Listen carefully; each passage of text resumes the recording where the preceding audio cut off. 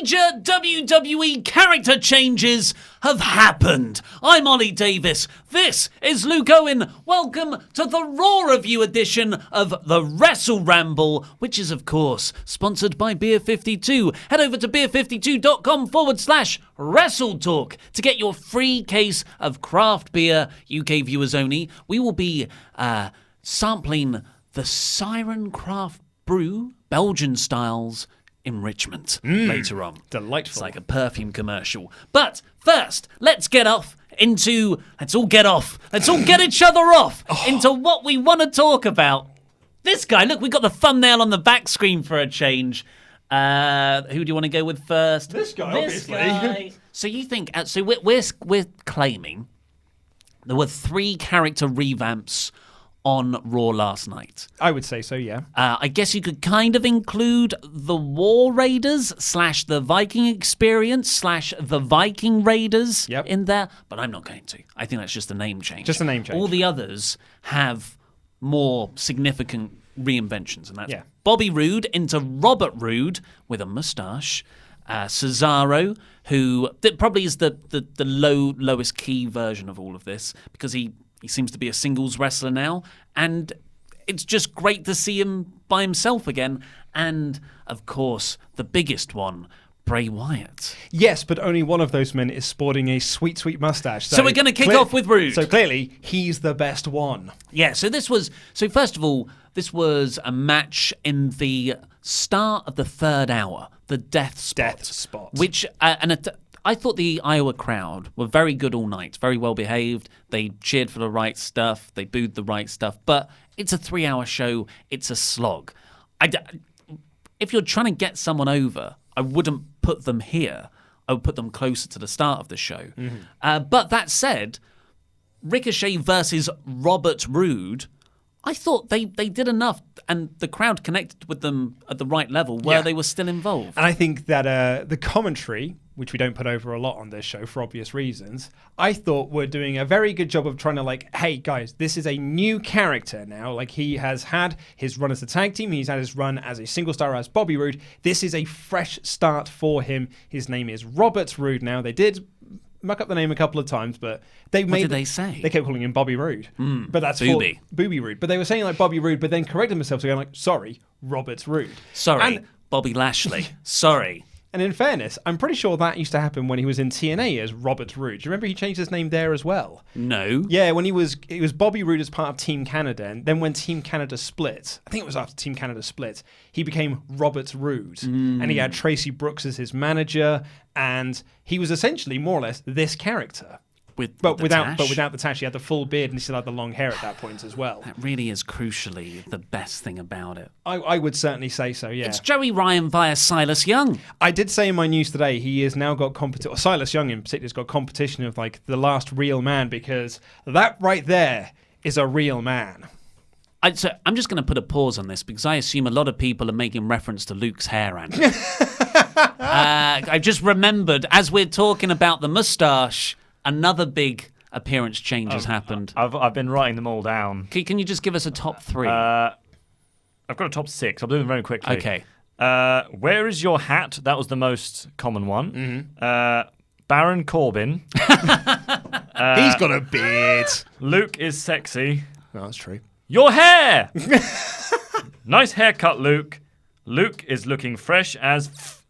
Well, thank you very much, comments. This is something that needs to be done. I've got to kind of lean towards the microphone so I can still stroke my hair. In fact, nice. In fact, 2 people have donated. Darkside73 and Mr. Biggie87. Darkside says, "Did you turn into Baron Corbin, Luke?" And Biggie says, "Baron, is that you?" Now, see, the thing, the Baron comparisons are, A, he is also a baldy man, but also he was someone who desperately needed to shave their hair because their hair was looking ridiculous. I didn't mind his old look. Do you know what's funny? If I was looking back at images, because I had to talk about him failing to cash in 2017, and I really miss his old wrestling gear. I never realized how much I would miss that gear. Yeah, I'm over his current look now. Very much so. But you can hear more about why this haircut was done on the podcast intro. But there's a guy, so I posted a picture on Saturday when I was at a wedding, with this new lack of do. With this new do. Someone tweeted me saying, "Thank you for cutting off your hair." And I was like, "Matt, I didn't do it for you." Thank you on behalf of everyone that's watching. Exactly it. And I was like, if anything, it made me want to grow my hair back just to annoy him. So I'm spiteful like that. So to bring this all back to me, I think I want to now get a moustache. I was thinking about it, maybe Look at that thing. Cut off my beard and I could just have like the tash going. Yeah. If you do that, I mean, you came in a vest this morning. If you grow a full moustache, I don't know. I'm not sure it'll go. The sexiness is too much. Yeah, that's what I meant. Yeah. I was going to say, I don't think he's going to do videos in that vest though. Hey, well, let's see what the SWAF Nation want. Do they want vest-wearing, moustache-holding, sunglasses, touting Summer Ollie? I think you would really suit a moustache, actually. I used to have a moustache in a 4-month bomber jacket period when I was 21 at uni. Yeah. And I kind of looked like a 70s porn star. Yeah. But back to the matter in hand, the moustache in hand, is Robert Roode.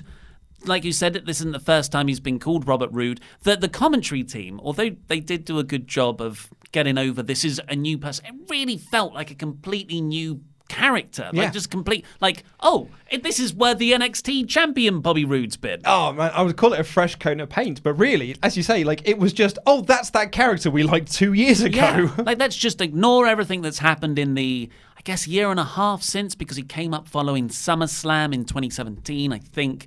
But what was I going to say? Oh yeah, the commentary team, they say, here's a video from earlier in the day of Bobby Roode explaining what's happened, or Robert Roode explaining why he's undergone this.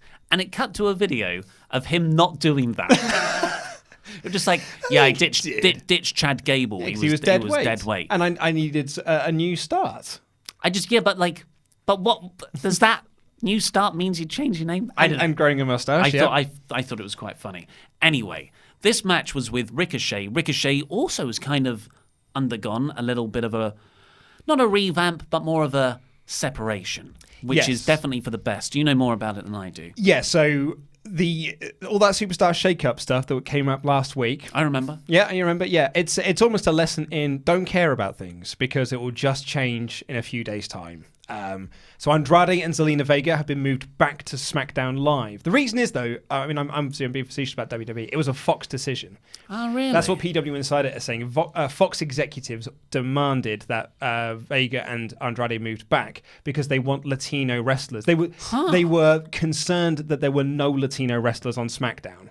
So they wanted Andrade to be moved back with Zelina, so they can then speak Spanish, so they can promote their Spanish-speaking networks. That makes sense. And apparently, a lot of the marketing to Fox beforehand had Rey Mysterio quite prominently featured. Yes, obviously Reg is now on Raw.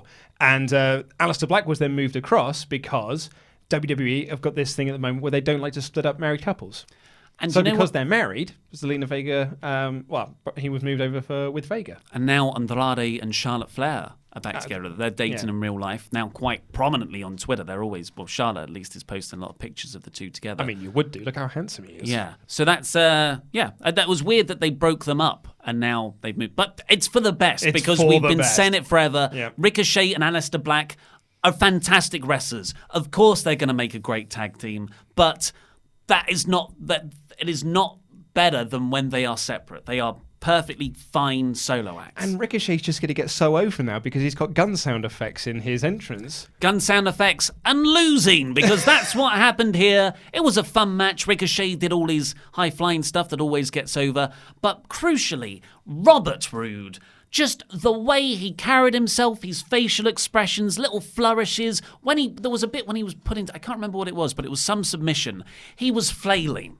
And it was that sort of chicken S-word, heel flailing that Roode and Triple H do really, really well. I was going to say, I know we're plugging it because of WrestleMania 30, right? Like when Triple H gets put into the S-lock and he is floundering to try and get out of it. It is tremendous. And when Triple H sells a submission hold, he does it so well. Yeah. We say a lot of stuff about him, but he is an excellent professional wrestler. Absolutely he is. But I actually do think, I saw someone was very upset about this on Twitter, Ricochet losing. I think it was the right call I think that you want to establish this new Robert Roode character, and in order to do so, you need to have him beat someone that kind of means something, like him. Rey Mysterio. Well, Rey Mysterio would have been a great shout as well, but Rey was involved in the triple threat. So I think that him beating Ricochet means so much more than him beating an EC3 or an Eric Young or any of these like lower card guys. I think him beating Ricochet kind of like really establishes him in this new heel role. So I was behind it. And I don't think Ricochet loses anything. He's unbeaten. Well, he was unbeaten on the main roster. He was fine. Yeah. Unpinned. Yeah, unpinned. That's where I don't think it's a flawless decision. I think both guys really should win. But you book around that. You don't book it so these two guys, this one guy who's rebranding his character, who needs a win out the gate, this other guy who's very exciting, only recently called up, has got a win streak going. If he's never been pinned. This is his first pinfall loss. Why put them together on a Raw? Like, at least have that conclude a pay-per-view or something. Yeah, and I get that, but I think it's more for the Robert Roode thing than Ricochet. Totally. So, I don't think Ricochet, he's not going to be less over next week, because all he's got to do is do some flip-de-doos and everything will forget about it. Yep, you're right, but they just do this again and again and again. This is the first chink in the armor. I was going to say, you don't want this to be the Ali situation where, aside from one match, he's lost every match this year. And I don't think it's too cynical to say this of WWE, because they do this all the frickin' time, Ricochet is now a solo act. Well, he can't convincingly beat people by himself. Yeah. So I mean, that's my worry for Ricochet. Yeah. On this brand, on the land of the giants, he is going to be one of those guys where Finn Balor was the exact same thing. Of Vince going like, well, he can't convincingly beat Bobby Lashley, so he can only beat Lio Rush. I'm hoping that, and I'm optimistic that they won't see Ricochet that way. Well, we'll see. What track record have you got to base that on? Absolutely none. But Robert Roode, for the meantime, he's a bigger guy. Yes. and this is what we've been wanting as well. We've been wanting this heel solo Robert Roode or Bobby Roode run. I am thrilled with this decision. Yeah. Him doing his entrance made that song feel special again. It did, yeah. I'm ready to start singing it. I hope they build it up and up and up. Oh, I was thrilled by all this. His celebration at the end, just everything. I'm tremendously excited, and I really hope they run with it. Yeah. Moving on to our other guy, Yowie Howie. It's Bray Wyatt. Yeah, Yowie Wowie. Not payoff, but next chapter in this run of skits that have been happening to promote his return to the main roster. A return that is pretty much a year in the making, 9 months at least. He hasn't been seen on WWE TV since July or August last year. Summer of last year, yeah. And it's been a mixture of injuries or just creatives got nothing for you, or we don't want you to get lost in the pre-WrestleMania shuffle, but Kevin Owens is fine to just bring out there. And we've had these weeks of Bird Raptor promos, which we quite rightly mocked. I think even if you show us this bit, it doesn't justify playing the laughable Bird Raptor stuff. I will still stand by those Bird Raptor promos. But because they're funny. Yes. Not because they're actually good. Yeah, okay. Yeah, you're fine. So, you and I have very different definitions of that, though. Well, but I'm saying I enjoyed the Bird Raptor stuff too. But that is... we all made fun of it. But what happened here, this larger segment, is genuinely quite breathtaking. I think this is fantastic. Yeah. Yeah. So why not just start with this on the Raw after Mania and don't do any of the Bird Raptor stuff? It robs us of material, but it creates a better overall package. I would disagree. I think you could have done it, though, Bird Raptor 1 week and then the Dolly the following week and then do this. And maybe that's how it's been, but it feels like there's been more weeks of Bird Raptor. No, maybe that is how it is. Because Bird Raptor debuted on Raw After Mania, because we were making fun. We did the live stream, and that's where we workshopped Bird Raptor. Then the following was the doll. Then this week. So I actually think it's been a nice gradual build towards this. But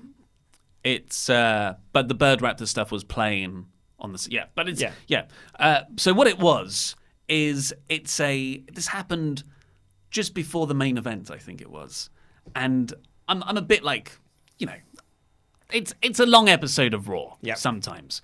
And Baron Corbin's in the main event, so I'm not looking forward to it. But then this graphic plays that says Firefly Funhouse. And I'm like, what's this? Is this just an advert for something? Yeah. That's not meant to be on my feed? Is it an American, not WWE related at all? And it's got a sort of jaunty children's TV show theme. There's children going, yay, in the background. But then I'm like, oh, wait, but that bird. That's Bird Raptor. That's Bird Raptor in That's the little the creepy cartoon doll. logo. Yeah. And then there's just a weird bunny. There's just a normal bunny to make up those three characters. Makes it even better. And then it opens on this, classic style children's TV set where it looks like a bedroom, but it's quite obviously a TV set. There's lots of primary colours in there. The door opens and out comes Bray Wyatt in a full Mr. Rogers sort of white trousers, Cardigan jumper, shirt underneath.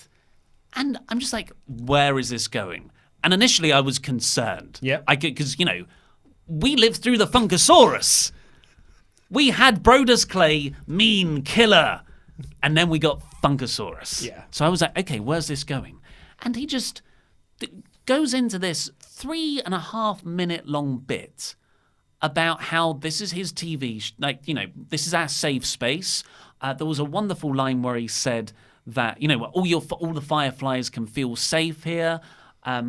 I used to be a very bad man. And the crowd go, boo. He says, but I've been barbarically punished for my sins. Yeah. And he said barbarically punished in such a cheery childhood way. Yeah. That it's quite easy to... Sorry, I'm going to go off loads on this. I loved it so much. Bray Wyatt is so good at not just creating, portraying characters, but somehow making these really engaging mythologies around the larger backstory. Like the Wyatt family, there was so much rich stuff in the context of the gimmick that you could just dive in and go, well, who is Sister Abigail? And write entire spin-off comics based on that bit. Well, we know who Sister Abigail was. It was Bray Wyatt. It was him. But he's done it again. So when he says barbarically punished, it's only one line. But I'm thinking he was like locked in a mental institution and he was beaten a lot, so he became reformed. And he doesn't see that then as treatment. It's punishment. Yeah. For the things that he has done. Yeah, because it's Clockwork Orange. Yeah, totally. I was talking about this with housemate Simon, who's in the studio with us today. Not in this studio, but he's in the office. And he said, it goes, oh, did you watch Raw? And I said, yeah. And I was like, did you see the Bray Wyatt thing? And he watched it, and he was like, this is great. So long as Bray Wyatt is so much more interesting when he is mad and not magic. Yes. Magic Hobo Wizard was where Bray Wyatt completely fell off the rails, and that is when the gimmick completely fell apart. But when he is just, I'm not all there, and I'm just mad, and I've got these very psychotic visions and everything, you put it perfectly in your review, where you said, it's the Joker convincing Gotham that, hey, I'm fine, I can go on talk shows, and I can talk about these things. That's what he is. And it's so nice to see him back in this kind of role and not coming out and being like a hobo wizard. Yeah. This is a breath of fresh air, and I'm so excited. I loved everything about this. Everything. Yeah. And there's so much more you can get into as well. And at the start, it's just a sort of children's TV parody, but, done quite sinisterly. But there's nothing apart from the weirdness of Bray Wyatt being the central host that's sinister. But then he goes, he says, I want to show you all the things I've learned. And he sort of bends down, and there's a slight distortion on the screen, and his hands come up, and he's got these gloves, and on the knuckles, one reads hurt, and the other one reads heal. Yeah. And like, heal being like to heal someone, not a bad guy heal. I mean, that's more Dolph Ziggler's shtick, self-reflexive. Hashtag heal. Yeah, and he's like, here's my friends, Mercy the Buzzard. Peppy the Witch, I think it was called. Yeah, I wrote Penny the Witch. Sure, it doesn't matter. It's Penny. Okay. But then, like, the piece de la resistance was when he said, I used to be a very bad man, I was barbarically punished, so to remind me of my sins, I always keep a reminder of it. And it is this cardboard cutout of, much like Nikki here, but of Bray Wyatt in his proper Wyatt family gimmick with the apron and the old pork pie hat thing. And he gets out a chainsaw, all within the guise of a children's TV show. And you've got kids, like canned kid laughter and cheering while he's holding this chainsaw. It's so sinister. It's terrific. Yeah. Like, and then he takes the chainsaw and chops it in half, all while he is laughing and smiling. And then he's holding the chainsaw like, and I'll be back next week for more fun. Ha ha. Yeah. It's brilliant. It is, and this feels all Bray. Like this feels like the wrestler came up with this, and this was an idea that he pitched and was like, here is what I see, and this is what I want to do. I want to do a Mr. Rogers style character where I've lost my mind and I'm a kids presenter. It's great. Yeah. I cannot wait to see more of this. The line he closed on was, where is it? I'll light the way. All you have to do is let me in. And he does this smile and he's like, then chainsaws. And it's just, you said that Bray Wyatt's best when he's more, he's menacing, not magic. Mad, not magic. Mad, not magic. I disagree with them. Obviously, I agree with the magic thing. Like, if the feuds start to be built round wrestlers being in the ring and then the lights cut out, the lights come back on, and there's Bird Raptor in the ring, I'm not into that. But if it goes the old Wyatt family route of not mad, but psychopathic. Yeah, and good, yeah. it's more of Bray convincing people to join in his cause. And that's what I got from that last line. I like the way, all you have to do is let me in. That's classic Wyatt family. It's just in a new guise. Yeah. And, there's a perfectly underused Bo Dallas right there to sign up. This is what you've been asking for this whole time. I always say, just go back to the Wyatt family. There was nothing wrong with that gimmick.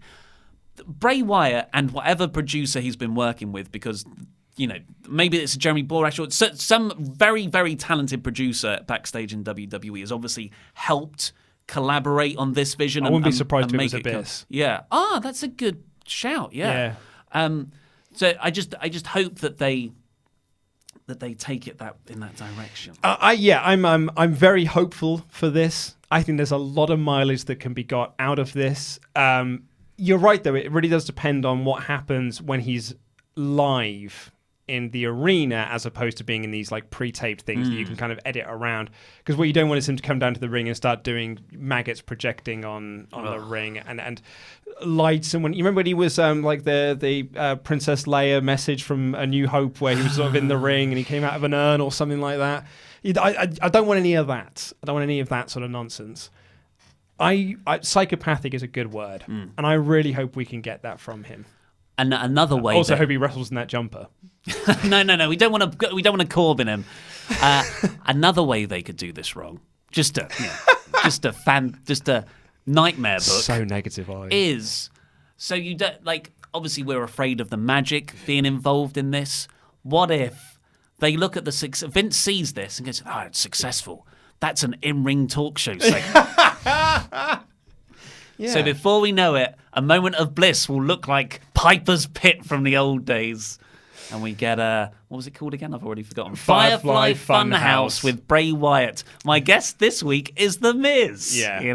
And I've seen a few people as well, and I imagine we've probably had this in the super chats or in the chat in general. So many people have said to me today, they should put Eric Young and Nikki Cross with them. And I'm like, why? Why are you just putting these three together? Like, that is basically the Midcard of evil. It's just three random people being stuck together. There's nothing wrong with putting Eric Young with him. I disagree. Eric Young is a leader himself, so it's then very weird for him to just not on the main roster. To me, he'll always be a leader. Yeah. Well, we don't always watch. Just like NXT, what was the group he had in TNA? He was the leader of that as well. TNA. Oh man, what were they called? It was like him and Abdul Bashir and a couple of others. So anyway, we get this wonderful Bray Wyatt Nations sketch. Or something. It cuts back to Raw for the main event. AJ Styles is music's just getting started. Excellent rendition of that song. And the commentary team is just silent. And one of them goes, "What the?" And that's it. That's all the thoughts they had on that Bray Wyatt segment. I would much rather that than Michael Cole. Remember, like before. The Ultimate Deletion. Being like, where he essentially went, guys, what you're about to see is crap. And I think it's rubbish. And I think idiot people made it. And idiot people are only going to like this. So shut your mouths and be dumb and watch this stupid garbage. But it's got over, so we're going to put it on for you anyway, and hopefully you'll shut up afterwards. And he said she just spent the whole match doing this, no. But you couldn't hear him on microphone. The last character reinvention that we'll talk about briefly before we get on to your super chats, so send those in to Randy, we'll get to them in a second, is Cesaro's. So Cedric Alexander made his main roster continuity re-debut here because he's definitely appeared in the Cruiserweight days of old. I believe so, with the purple ropes. Purple ropes. Oh, mate. Do you remember watching the purple ropes be assembled live? I want that to be a segment, the purple ropes. Stuff that we've forgotten about in WWE. I can't wait for Cultaholics video. Every purple rope match ranked. And there's Cedric. Yeah, so Alexander comes out, and I'm thinking, oh, okay, so this is Alexander's big showcase match. Here he is again to the main roster audience, and it's against Cesaro, someone who's, I assume, still with the bar. No, because Sheamus is on SmackDown. Did they say that? No, but on WWE.com he is still listed on SmackDown. Oh, well, forgive me for thinking that the bar was still together when Cesaro came out to Sheamus's music and the bar's Titantron. No, it's a different Titantron. It's just pictures of Cesaro. Oh, wasn't it flashing between pictures I think it was of both of them? I thought it was just pictures of Cesaro. Also, he had the bar written on his butt, so he was still wearing his bar gear. Well, I'm sure it was a very long-term, well-thought-out decision to put these guys separately. So I think that this is a split of the bar, but Sheamus is out injured at the moment. So it could very well be the case that Sheamus comes back and the bar are just back together on Raw. It does mean, though, last week we talked about the lack of tag team depth on SmackDown, and I was like, man, at least they have the bar, though, because without them, they've got no one. And now they don't have them. It is the Hardys, Heavy Machinery, and New Day. New Day are pretty good. But they're a bit busy at the moment. The Hardys. Well, Jeff Hardy's injured. And Jeff Hardy's injured now. Woo. So I was like, oh, they'll have to just drop the belts then. Be like, to who? Like, are you going to... Kofi, Xavier and Kevin Owens, maybe. Oh, that's a good shout. Cesaro comes out for this match. I'm like, okay, so this is going to be Alexander doing all these high-flying stuff, and you get Alexander over, he gets the win in the end. Fine, yeah, Cesaro's a good guy to do that against. No, this was 90% Cesaro. Yep. It was almost a match designed to make Cesaro look good. Oh, yeah. Yeah. Cedric Alexander has already fallen into that EC3 mold. Or they looked at Ali and be like, oh, do you know what got Ali over?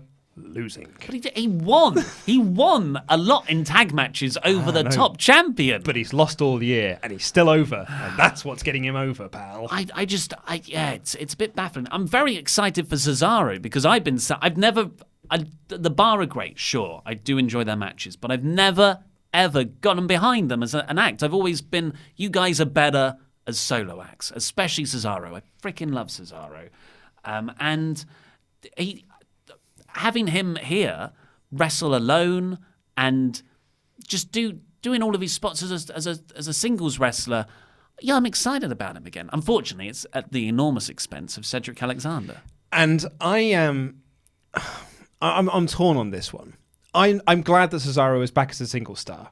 However, I have seen a lot of Cesaro stop-start pushes. Yes. That I have lost faith in this company pushing him as a credible single star. And I can just see him being pushed as a star, or pushed as a solo act for a little bit, and then be like, nah, it's not working, put him in a tag team. Yeah. It's a tag team with Jack Swagger, a tag team with Sheamus. It's just like, that's what he has a solo act. He'll win the Andre the Giant Memorial Battle Royal, and that'll be the start of his big push. And it goes nowhere. Paired with Paul Heyman. Yeah, paired with, and it went nowhere. It's like, no, now you're a tag team again. So I'm optimistic, but with such a huge overhaul of just like, this isn't going to go anywhere. Yeah, there's a lot of salt back there. I have been stung a lot of times by a Cesaro singles push, or lack thereof. We're not saying that Alexander's dead in the water, but being beaten in this kind of match where you're not really showcased on your, re-debut is not promising in the slightest. I will give a shout out to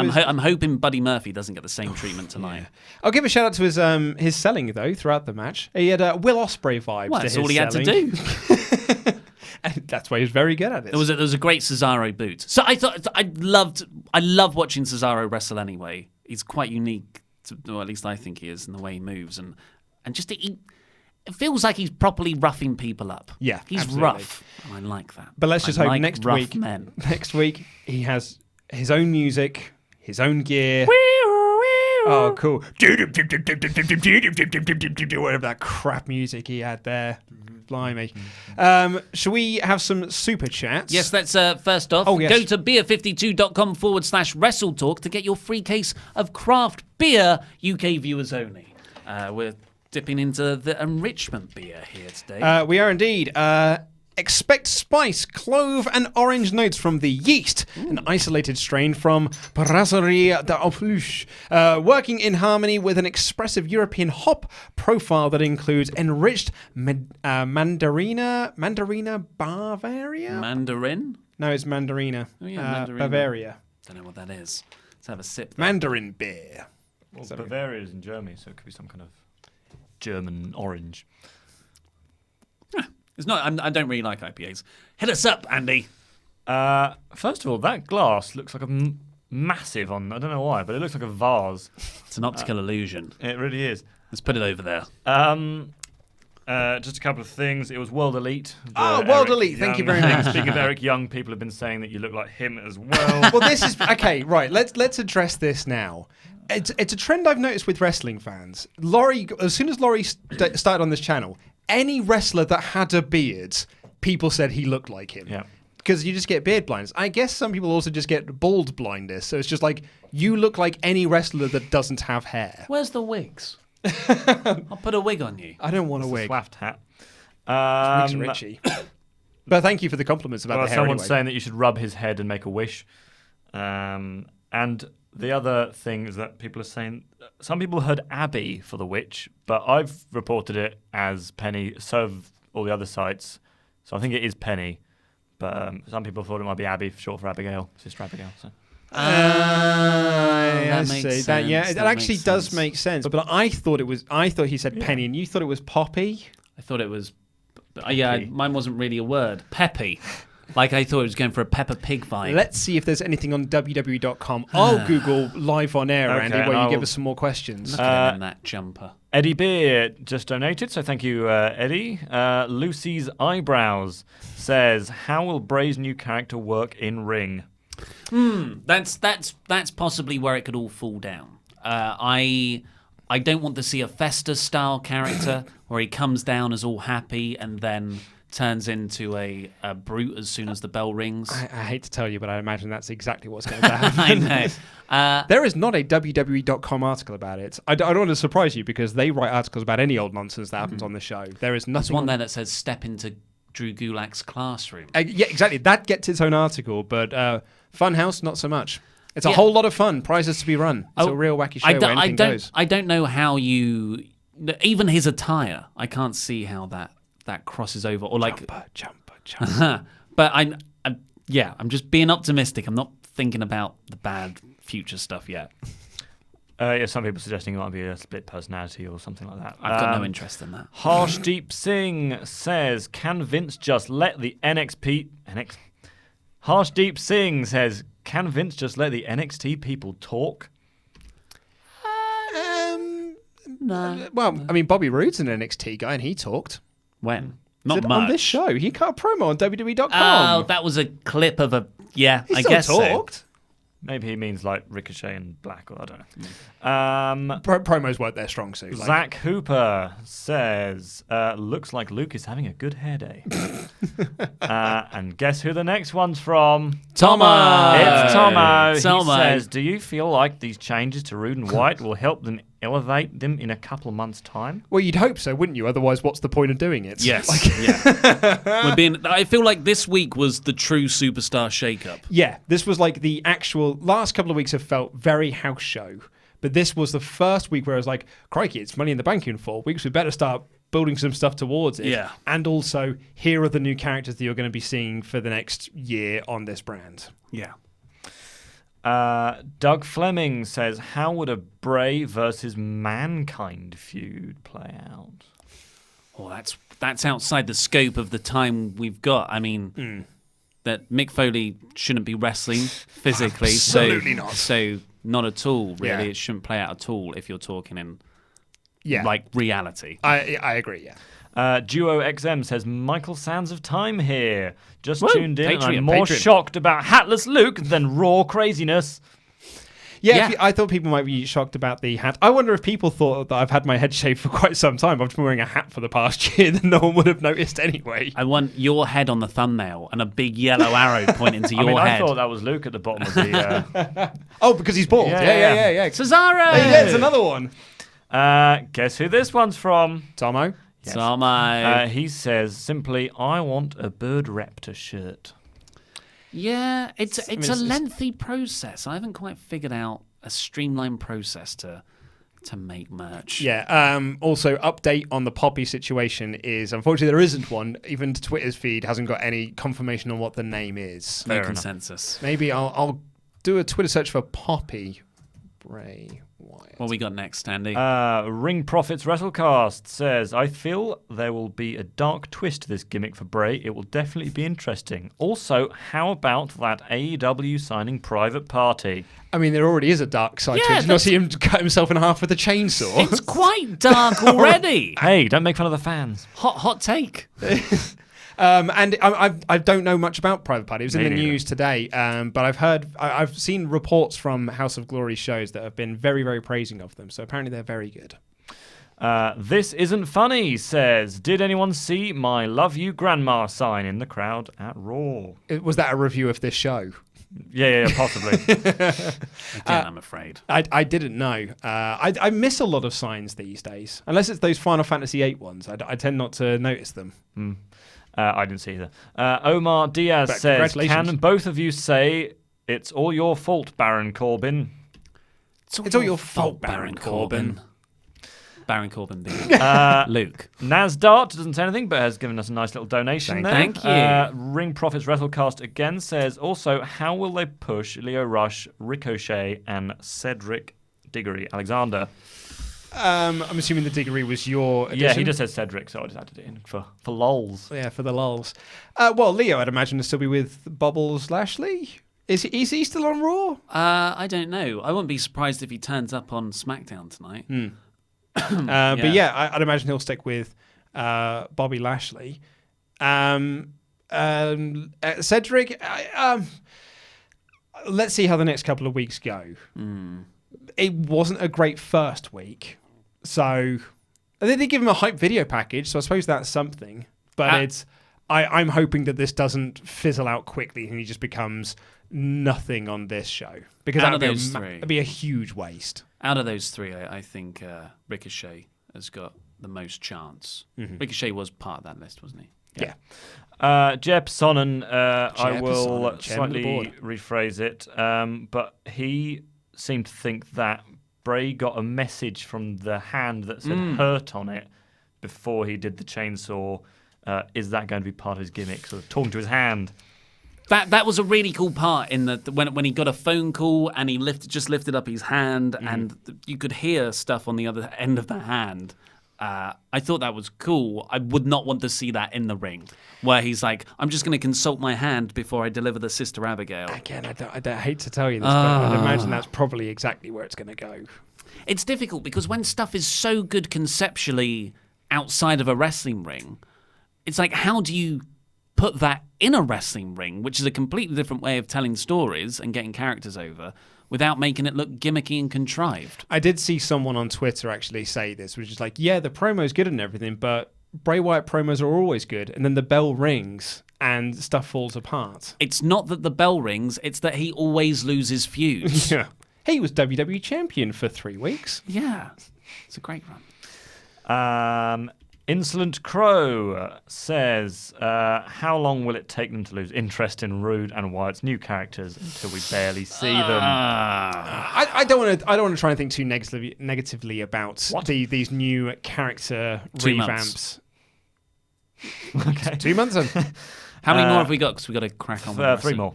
They're not very long. That's what she said. Duffs 101 says, considering Kofi won the championship, is there anyone in the lower card that you have seen potential in that, given a repackaging and the right push from backstage, could reach the main event? A lower card person who could. Well, I was thinking Cesaro when I watched the match. He always gets over in his matches with the swing and the uppercuts. Mojo. Wow. Yeah. I've just picked that out of here. Mojo.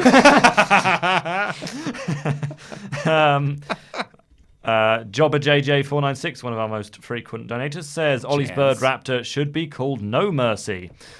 After That's the WWE good. pay-per-view. That is a good pun. True Dill says, who do you think should win the AJ Styles versus Seth Rollins match at Money in the Bank? Seth. It's too early for him to lose the belt. I agree with Seth.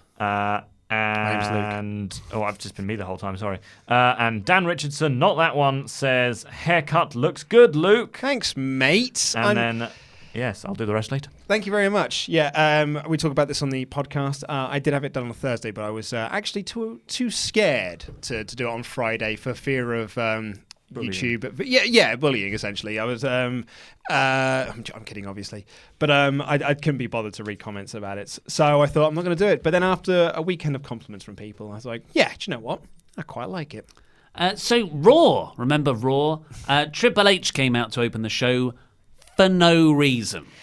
Yeah, okay, so this show started with the announcement that there were going to be 2 triple threats, one between Ray, AJ and Joe, and one between Drew, Miz and Corbin. And then they did the angle to set those 2 matches up. Yeah, so that was graphics on screen, which I presume were also played on the Titantron in the building. Commentators talked about it. And that's Joe's move to Raw. Yeah. Which apparently that was the big angle that was planned for him because he got flu last week. He was meant to beat up Braun Strowman. What was Braun Strowman on this show? But yeah, Triple H comes out. Seth Rollins comes out as well. And they both celebrate Seth Rollins winning the title at WrestleMania 35. Triple H felt he had to recap something that happened 3 weeks ago. And then Seth also recapped it. I was waiting for them to both go, and of course, congratulations to Becky Lynch and Kofi Kingston, because that seems to be compulsory for every babyface promo at the moment. This whole bit felt like an excuse for Seth and Triple H to say bucket heads a few times and hope that some people might have thought they said something else. Yeah. It was this whole segment and really the structure of the show being the 2 triple threats and the winners facing each other to crown the number 1 contender. Very lazy. This is Raw 2017 copy and paste stuff. Yeah. And the Triple H and Seth Rollins go back and... Well, they don't even go back and forth. They just talk about that. And then it's the old... Here comes out this guy. I'm going to be champion. Here comes out this guy. So every guy in the main event mix, which is Rey Mysterio, Drew McIntyre, a babyface Miz, Baron Corbin, AJ Styles, I think that's everyone. Ray. Samoa Joe. They all come out. And one after the other, music hits. It's pro wrestling at its contrived worst. When Joe came out to cut a promo, I dreaded it. I was like, oh no, everyone's going to do this. Oh God. And it's going to if this felt like it went on for ages. And they haven't, to their credit, they haven't done this for a long time. No. Mainly because Brock Lesnar hasn't had the title around. So they couldn't really do these sorts of segments. On the Brock Lesnar subject, sorry. I did want to bring this up, though, because Seth said, I'm sure Paul Heyman's been on the phone to you to try and get a rematch for Brock Lesnar. And Triple H said, no, I haven't heard from Brock at all. I'm guessing he's still in Las Vegas. And I thought, what a way to bury the title. Surely shouldn't Brock be massively upset that he's lost that belt and be trying everything that he can to get a rematch? All it needed was for Triple H to say, yeah, Brock has demanded this rematch, but automatic rematches aren't a thing anymore. And if he wants the title, he's just got to show up and earn it. That's perfect. Because that still puts over the title. Yeah. So they all came out. Seth says, well, I can beat you all because I'm Seth frickin' Rollins.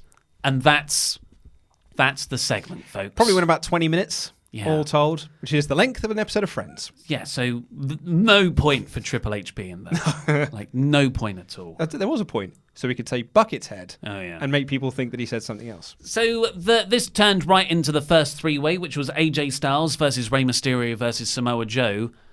All SmackDown guys. Former SmackDown guys. Yeah. Wouldn't you want to mix it up a little bit?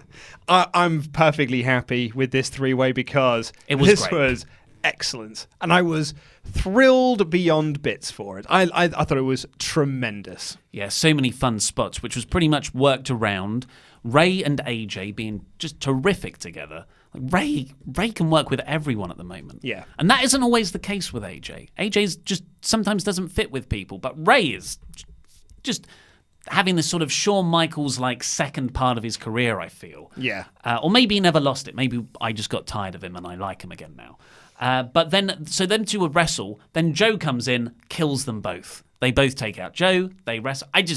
I love this triple threat. I thought this was absolutely awesome. In the finish, saw Ray hit the 619 on Joe, and he went to go do the pop, and AJ caught him in a powerbombed him onto Joe, then hit the Styles Clash on Ray on top of Joe, and then pinned Joe. So yeah, it kind of sucks that Joe eats another pin, because I feel like that's all he's done since winning the belt, with the exception of WrestleMania.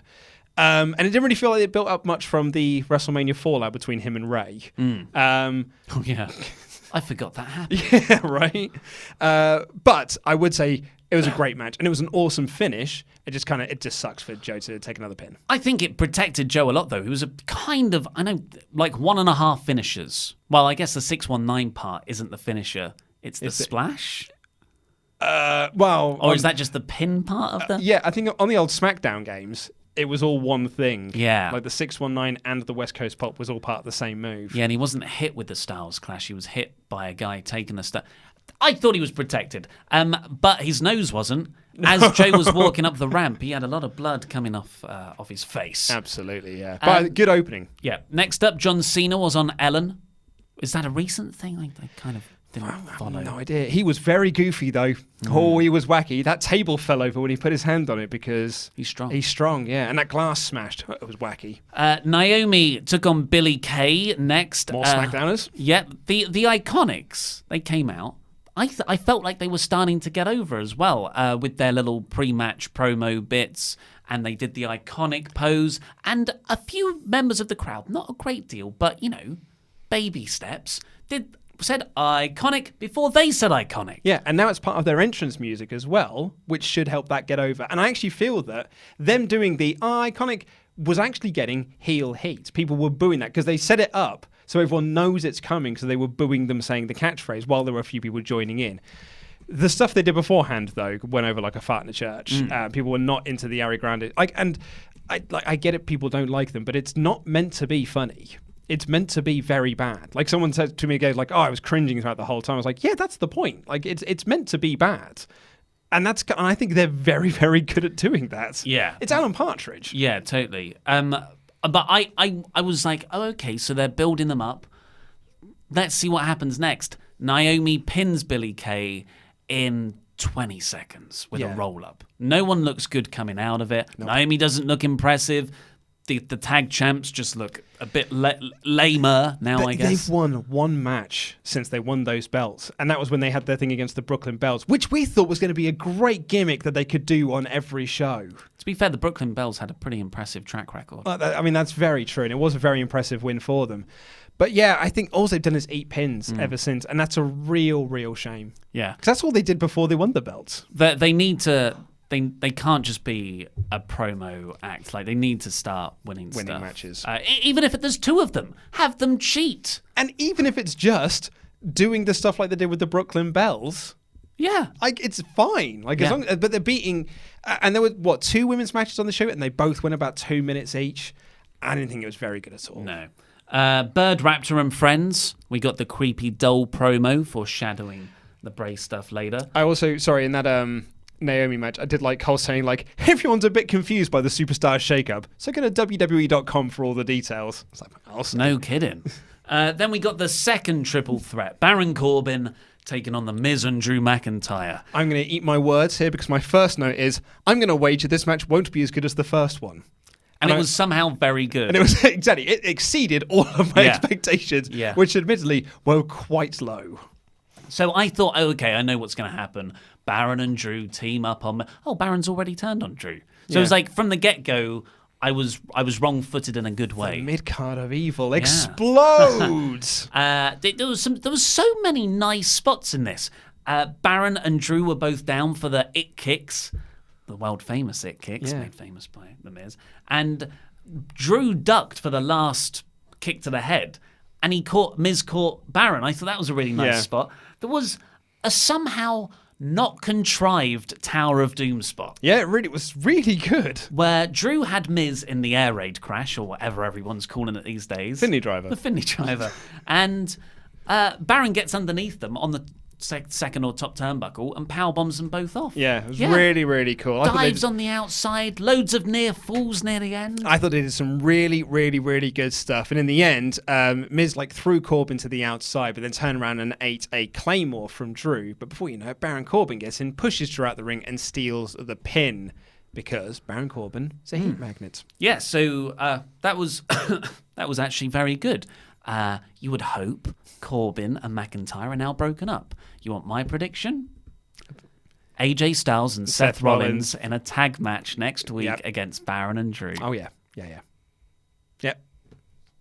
And it's never addressed. And it'll be the main event as well, because 2019 needs more Baron Corbin main events. Baron Corbin was celebrating in the ring, but then an AJ promo was shown on screen in a backstage interview, and he says that while Baron's got all these accolades, I've effectively got more. I've even beaten up John Cena. And I thought that was a nice callback to beat up John Cena. Yeah. I thought it was really nice. Good stuff. Sami Zayn came out for a promo saying that fans are calling him bitter, but he's here to change that false narrative. And he says being away from this company is the happiest he's ever been. He shows images of him on holiday during his time off. He said, look how happy that man is. That man is thrilled. That man dropped down to his knees and cried at how beautiful this world is. And now I'm back here, and you lot are awful. You lot are absolutely terrible. The fans make this place awful to work. And he buries Iowa. Such a good promo with Sami Zayn. Yeah, this is nothing new. It's just the same shtick of you fans. And Sami Zayn is delivering it so well, it feels like I've never heard this material before. And this is stuff that WWE did with every heel turn last year. Yeah. And by God, there are a lot of heel turns that needed motivation last year. Lest we forget, Becky Lynch did this promo last year. Yeah, but I guess the difference was people weren't going to boo Becky in that promo. They still cheered her. Here, Sami was so good and effective, he got them to boo him. There was a great line on Iowa at the end where he was, he's talking about these holidays, and he says, I've got a trip recommendation for you, Iowa. Go to hell, like a trip to hell. Yeah. And just such a lame but really effective. Have you seen he's doing this on, I know you don't use Twitter, but he was also doing this on Twitter as well. Paige posted up a very serious message of being like, God, Twitter's an awful place. It's just full of fans who hate everything. And Sami Zayn tweeted like, no, it's not Twitter. It's just wrestling fans. They're all idiots and they're all terrible people. That's good. Then we got the Cedric Alexander Cesaro match. And there was a nice moment where there was ships passing in the night where Alexander walked past Sami. And I was thinking to myself during the Sami promo, I was like, okay, which babyface is it that's going to come out and say like, hey, no, I think the fans are smashing and I think we're all chums and everything. And then Cedric came out and I was like, actually, Cedric's not a bad choice to do that. And a Cedric Sami program, I think, could be really good leading. And then he came out and got beat by Cesaro, so that kind of quelled my theory. The Usos, next up we had sort of the tag section of the show, where the Usos had a promo backstage, typically great as always, sort of made a joke about drinking and driving. Is that really the sort of thing they should be drinking about? Hey, they won the belt, so they decided to re-sign, so they can make those jokes. The Revival sort of walk into shot, and they're like, hey, you were really good on SmackDown, but we're on Raw now. Yeah. And then hey, if you want to beat anyone, you've got to beat the guys that lose all the time. And then the camera zooms out and the Usos are pretending to be asleep while the Revival are talking, which was funny. And then they woke up in an exaggerated way and started making jokes at the Revival's expense. But then they're so good at this. They just flick a switch and go serious. They go from comedy to making me want to see a match in a serious way so well. The New Day also do that very well. That's why those feuds work so well together. Absolutely, yeah. I enjoyed this a lot. Going from that tag segment into the Viking Raiders match. Yeah, absolutely. Always called the Viking Raiders. Absolutely, yeah. Boycott WWE. When I came in this morning, Andy was like, looks like my boycott of WWE worked. They changed the name. His boycott of writing news on them every day for WrestleTalk.com. And watching all their shows. Cole said, hey, their debut got fans talking in more ways than one. I was like, yeah, for all the wrong reasons, Michael Cole. But then they still no tag team championships on them, though. Tag team champions. The NXT ones, yeah. And this was billed as a match, but no match took place. They just destroyed Lucha House Party, all three of them, and they did the Power Slam, Power Bomb combo. And then they did their finishing, not the Fallout, but a new finish, which they're now calling the Viking Experience. Which still sucks as a name. Yeah. But it's not their main name. No, they're the Viking Raiders now. Which, again, not a great name. But it's too many syllables. It's better than the Viking Experience, Yes. but as I said last week, it really didn't matter. And they'll probably just change it again next week. Don't get too attached. I thought the commentary for this was quite insufferable. Just because we all know the crap they're eating. And Michael Cole had this, you better learn that name, the Viking Raiders. I'm just like, you cheeky son of a gun. Yeah. But yeah, they just beat up the Lucha House Party. Should put an end to Experience YouTube comments, though, which there are many. Kurt Hawkins and Zack Ryder were then shown backstage with Renee Young. I forgot they were tag champs. Yep, me too. Every time. Yeah, they showed up on screen. I was like, oh, yeah, they're the tag champs. I did forget. They say how that they've been here forever. We're not going to get beaten by some horny Vikings. Yeah. Nothing has told me that they're horny. Well, they got horns. Of course. Yeah, he said they've only been here a couple of weeks. We've been here for over a decade. And I'm like, that's a damning indictment against you, my man. They're obviously building that feud to get the belts off Hawkins and Ryder fast. And then they can finally... They're doing good work building up slowly and steadily this tag division. They just need the belts on a different act. Yeah. And then when the Viking Raiders get the belts, you've got the Usos, you've got the Revival, hopefully booked correctly. AOP will be back soon enough, and without Drake Maverick, hopefully with Paul Ellering again. Sadly, without that well-known established tag team, Ricochet and Aleister Black. Yeah. And let's not forget the B team. Then we got Becky Lynch versus Alicia Fox. Yeah, Alicia Fox is back. And this commentary, you talked about how they were making jokes about drink driving. I felt they were making a lot of references to Alicia Fox reported drinking habits that got Arn Anderson fired. Yeah. Arn Anderson was one of the many reasons he was reportedly let go is because he was a backstage agent and he okayed Alicia Fox to wrestle without knowing or picking up on that she was intoxicated. Yes. That is the report. Those are the allegations. Absolutely, yeah. But Graves said that Fox looks, quote, healthy. And then I think they were making AA jokes because she was like, yeah, she's picked up a few chips along the way. Well, whatever it was, come on then. Defend to me how they're booking Becky well in this Lacey Evans feud. I never defended that. I never defended their booking Becky well. I said I don't think Lacey Evans is the worst. Considering that, on SmackDown, they're teasing that it's going to be Becky versus Charlotte again. I'm all for a different blonde person going for the belt.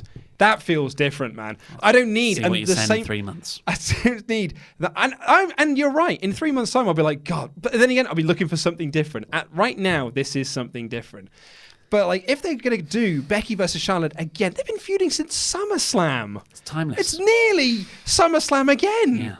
Yeah. But anyway, so Becky came out, and they are continuing the storyline that she's providing sexual favors to get... I hate to use the word, ahead in this world. And it's Evans came out, she says that, I think you lose your temper because you're Irish and you're a man. And it's like, but I'm a lady and we don't do that. And Becky said, I called her a plank and said, I'll slap the head off your shoulders. This was not good promo work. Lacey also said, it's going to look so good when I have both belts around my waist. You only go for one? And I was like, what? I thought we clearly established you were only fighting for one belt. That was what most of last week was about. I missed that line. Yeah, she said that. Dear me. But then, it can only get better, of course. Alicia Fox came out for her first TV match since, the reported incident. And, yeah, they had a crappy match. This was bad. Very, very bad. It was boring.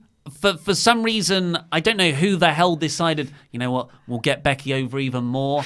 A few rest holds and Alicia Fox take, 40% of the match. No one wants to see Alicia Fox take 40% of the match. I said in my review, you had Naomi versus Billie Kay. That's the match that goes 5 minutes. This is the match. Becky Lynch main evented WrestleMania against Ronda Rousey and Charlotte Flair and won, albeit dubiously, against Alicia Fox, someone who's treated like a joke and not been around forever. It was a return. And also, she is a pioneer of the women's division. She'd be a legend. That's the match where they go 5 minutes. And sure, Becky won handily, but come on. This was a bad match. It was sloppy. It was very, very bad. I don't know who was at fault in this. I think there was a lot of miscommunication. It did not go to plan. And I don't think it made Becky look good. I think it made Alicia look terrible. I would not have booked this match. We talked about this on the WrestleMania 30, which we started recording for the Patreon podcast. And there was a comment from Pritchard on a recent episode of Something to Wrestle when they were talking about how Steve Austin, when he was champion, was shooting down matches with the likes of Billy Gunn and Jeff Jarrett on Raw because he was like, well, I'm the champion. There's no storyline reason for me to have these matches, so I'm not doing them. And Austin was doing that to protect his character, protect his aura, because what would be the point of him going out there and beating Billy Gunn in 30 seconds? Like, it does nothing for him, does nothing for Billy Gunn. So he just poo-pooed the idea. And unfortunately, this appears to be a world in WWE now where you cannot say no. And as you correctly said, the only person who is allowed to say no is Brock Lesnar, and he gets paid the most. And it just kind of sucks that Becky has to go out there and have these matches when you should try and protect her a little more and make her feel a bit more special, as opposed to going out there and having awful matches against Alicia Fox. So Becky made Fox tap in the disarmer eventually, and as soon as the bell rang, Lacey punched her with a women's right, and then Becky stood up and she floored her again with a women's right. Very little heat for Lacey Evans. Baron Corbin had a backstage promo about AJ Styles later on, then we got the Ricochet Robert Roode match, then the Firefly Funhouse, yowie wowie, and then the main event. Oh, before that, there's a big announcement for next week. A Moment of Bliss returns next week, where Alexa Bliss will reveal who will be on the Raw side of the men's and women's Money in the Bank ladder matches. And WrestleVotes are reporting that this year, WWE want the winner to feel like a star. And why wasn't this always the plan? I just assumed that was a given. Breaking news, WWE wants to get champion over.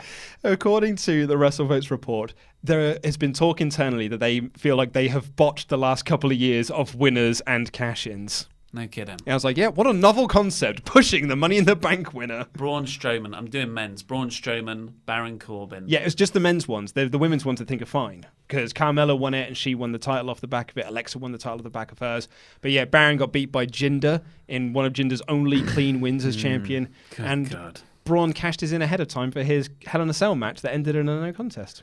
But the final main event of this show was AJ Styles versus Baron Corbin.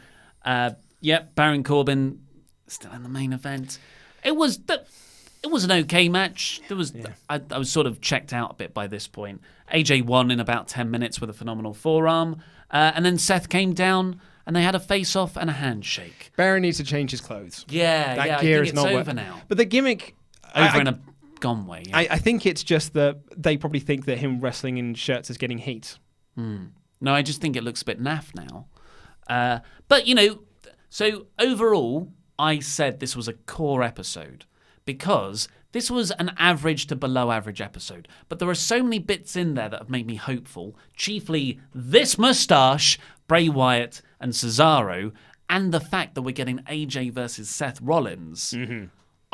I felt optimistic. I think I'm going to, again, be out of step with popular opinion. I don't think you're wrong this week, because this did make me feel optimistic for the future of Raw, kind of like SmackDown did last week. Yeah. Although I thought the show itself was an average show, or like a below average show, when I saw these people on the ring, I'm like, they got these matches and these matches and these matches that you could do. And aside from the tag division, I'm very excited for what SmackDown can do. And on Raw, I think they've got the same thing. I think the men's division is really great. And now that you've got Ricochet, Cesaro, Robert Roode, and Cedric Alexander as 4 new solo mid-card acts that you can put into that US title picture with Samoa Joe, maybe get Samoa Joe out of that US picture and put him into the main event picture. There's so much good stuff that could come out of Raw this year. And that tag team division is excellent. It's absolutely stacked. Well, let's fire through some super chats, Andy. Yes, we will. Should I start with a list of who does Luke Owen look like? Yes. Yes, please. Right, so we've got Goldberg. You should get a flat cap, because apparently that's your destiny. Ewan McGregor from Trainspotting. Stone Cold. Only Lorcan. And, in fairness, the Stone Cold one at least makes sense. We have the same goatee beard. Yeah. My favourite, Vladimir Lenin. You do look like Lenin. A concerned Comrade. Easter egg. Someone who would sell you drugs at high prices. Luke Gallows. Former Barcelona player Andres Iniesta, who you probably don't know. I know who it is. Touchdown. No, soccer. That's what I said. CM Punk in a Luke Owen mask. This is my one, Marek Hamsik, which everyone agreed with when they looked him up. But Jer Personen ended with a very wholesome Luke looks like Luke, and that's an awesome look for a man. Oh, thanks, Jer. One of the most positive men I've ever met in my life. He is lovely. Jer. So nice. But we'll start the super chats now. We got Silver K saying, Bray gives me "don't hug me, I'm scared" vibes. Oh, yeah. Yeah. Yeah, he's a creepy man. Yeah, creepy. But nice jumper. Yeah. He looks cuddly. Did you see there was a tweet that was going around of a picture of Robert Roode, I should say, when he's in that sort of backstage area, and it just says, "Look, I know no one can replace your dad, but me and your mum are getting very serious now." I just wanted to make you think that we can be friends. Yes. I'm surprised you haven't mentioned that he looks like Rick Rude, because he does look like Rick Rude. Because That's the whole point. they both have moustaches. Well, then they've got the pants. And the gown. These are the pants. Rick Rude wrestled in tights. He wore pants at one point. Underwear. No, what would it begin for Americans? You need the camera on you for this. Yeah, bit. I know. Will Stewart says, confusing gimmick aside, notice how shredded Bray looked? He could physically destroy more than he could before. I don't think it's a confusing gimmick, though. But yeah, he looks jacked. I didn't really notice. Cool. Yeah. Looking jacked. Looking jacked, man. Aaron Strasberg, no comment, but just gives us a nice little donation. Thanks, thank you. mate. Robert Caruso says, stop yelling at my sister, guys. I think he means his sister is Charlie Caruso. She probably isn't. No, but I love Charlie, though. She needs to stop being so mean, then. Charlie's my favourite of the backstage interviewers. She's the one with personality. Oh, apart from Kathy Kelly, obviously, because she's the best. Oh, Angel. yeah. Angel Kathy Kelly. Daniel V says, Lucas turned heel with that haircut. I need to grow a full beard before I can go full Yeah, heel with the it. full beard is the heel move. Alistair Drummond says, see you on the 7th. Looking forward to it. Yes. Yeah. May Good plugs. 7th. May 7th, we're going to be at the Prince Charles Cinema showing Ready to Rumble, a movie I am so excited to watch, but I recently rewatched the trailer for it to cut together the podcast trailer that's at the start of the show, and I forgot how bad of a movie it is and how unfunny it is, but this was Ollie Davis's choice. Hey, I love that movie. But we're showing it there. We're going to have some surprises along the way, so please come on down. We're going to do a meet and greet. We're going to do a live podcast record afterwards. We're super excited for it. May 7th. You can meet me as well. Report Report card. card. Send them away, Andy. The Report Card podcast says, love you guys, always funny. Thumbs up. Thanks, mate. Thumbs up emoji. Smizzy. Now, I think this is a meme template. So I'm JPG. going to read it out as it is. I don't get it. Go for it. Manga, don't hug me, I'm scared promo. Anime, don't hug me, I'm scared episodes. Netflix adaptation, Bray Wyatt. Yeah, I've seen that meme used before. That template's used. It's dank. Is it dank? I think it's a dank meme. Then he does another one, which I do understand. Viking Experience, Viking Raiders. Next Monday is going to be Viking Machine because they're going backwards in time with the name. Possibly. I'm hoping that with Robert Roode recycling his gimmicks, he can reteam with Eric Young and be Team Canada again. We can only hope. Bring back A1. Find him. Oh, God. Sean Turner says, can I see Ollie sinking into the table, saying the pull of Baron Corbin's mid-card vortex is just too strong. Will there be a third failed cash-in soon? I don't know if I can do this. According to WrestleVotes, no. According to WrestleVotes, we're going to get a star this year. On your knees, I think. The pull of Baron Corbin's mid-card vortex is just too strong. Crunch up. Oh, that was good, mate. Well done. That was amazing. Insolent Crow is back again. Says, should Drew McIntyre win the Universal Championship this year? If so, when should he win it, and who should he win it from? There's a lot there. Win it from Seth. SummerSlam. I think he needs to be built up so much more. He's just been called off. Well, SummerSlam's in a couple of months. Yeah. Can't do it at Survivor Series. That's the one time of the year where Raw and SmackDown go head-to-head in direct competition. I don't think this year. I think there's other people better than him, I'm afraid. Not better than him, but you know what I mean, like presented better. There are better points in their WWE presentation. And also, I think if anything, this year has shown us that it's almost impossible now to predict who's going to be in sort of title pictures in a few months' time, because in January this year, no one would have said, Kofi Kingston's going to be one of the featured matches at WrestleMania for the WWE Championship. So I think it really just and last year, at January last year, no one would have said, Becky Lynch will be in the main event of WrestleMania next year, because it just depends on if you can catch fire in that way that Becky did late last year and the way that Kofi did this year. Guess who this one's from? Tomo. Me. Tomo says, obviously Corbin should have won. We all know Ollie secretly wants Corbin to hold the championship. You've discovered me. I've been rattled.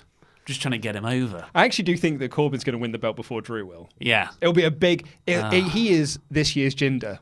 They'll just see him as he's a big heat magnet, and it'll just get loads of heel heat on the belt with Baron holding it.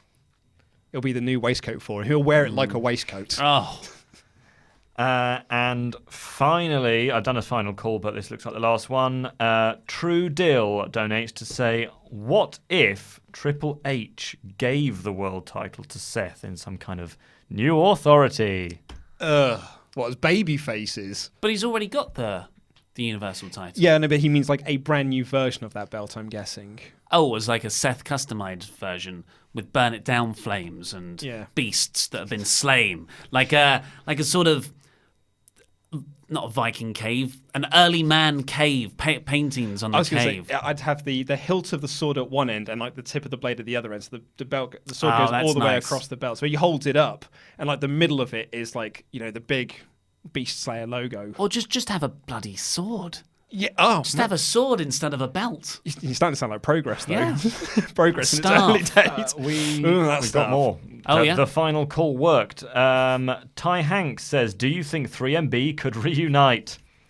They are all on the same show. If they do, it'll be as like a little fan insider joke where they all pass each other in a corridor at catering or something. Yeah, I don't think Drew really fits that mold now. It's funny, when we were watching WrestleMania 30 for the Patreon podcast, I didn't realize that 3MB lasted that long. Yeah, I was surprised. They were featured in a video package, and I was like, who the hell is that? And then they featured in the Battle Royal, and I was like, what? Are they really still here? I was like, Brad Maddox is in this match. My timeline is off.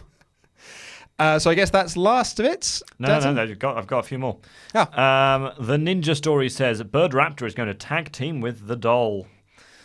Nice. Sure, why not? Yeah. Benny Sato, one of our favorites, says, shout out to Andy Datson. Hi, Benny, or Benai, possibly. I'm pretty sure it's Benny. Stream Slayer He's says, a new patron. Baron Corbin will be the Universal Champion by the end of the year. Mark my words. Stop saying that. Will we ever get a WrestleRamble purely about Corbin? I feel like every WrestleRamble's about Baron Corbin. If he wins, yeah, I think we could do a whole episode on Corbs. Chronicling his like incredible career. Yeah. Go through all of his best matches. We'll do like a cultaholic top 10 rest holds of Baron Corbin. Two more.